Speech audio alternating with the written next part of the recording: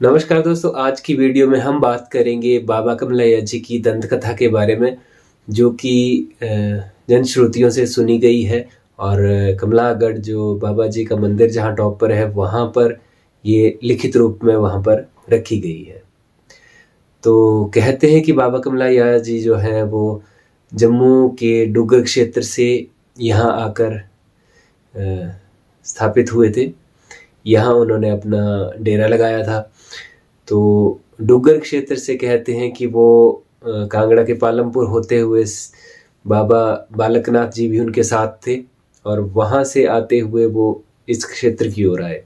कहते हैं पालमपुर से आगे बढ़ते हुए बाबा कमलैया जी और बाबा बालकनाथ जी दोनों अलग हो जाते हैं। वो जो बाबा बालकनाथ जी हैं वो सेपरेट होकर उनको आदेश देते हैं पहले कि आप उस क्षेत्र में जाएं, अब हमें अलग होना पड़ेगा धर्म के लिए।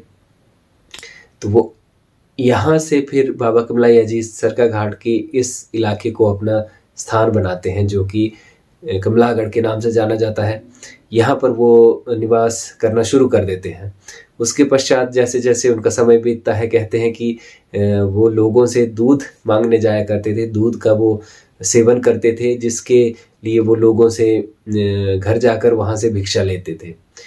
कहते हैं कि किसी दिन एक बूढ़ी औरत के घर में वो दूध लाने गए। वो किसी काम से बाहर गई हुई थी और देरी से आई।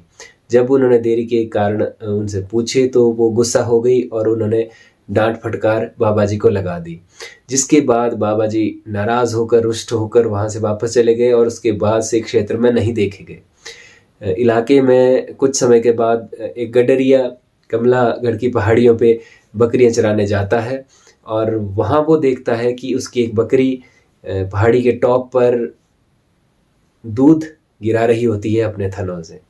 तो जैसे वो देखता है तो उसे ये चमत्कार देखकर बड़ी हैरानी होती है। वो देखता है आगे जाकर कि बकरी एक पिंडी पर दूध गिरा रही है। तो वो उस दृश्य को देखकर चकित हो जाता है, और वो उस स्थान को पूजनीय स्थान मानकर वहाँ पर उस स्थान की पूजा करने लगता है। थोड़े ही दिनों में उसकी सुख समृद्धि में बहुत ही बढ़ोतरी होती है, और वो इसका कारण जो है वो बताता है कि वहाँ पर बाबा जी की या एक मूर्ति प्राप्त हुई है, जहाँ पर मैं इस तरह से पूजा अर्चना करता हूँ, जिसके पश्चात यहाँ पर मेरे बहुत ही समृद्धि का कारण यही रहा है।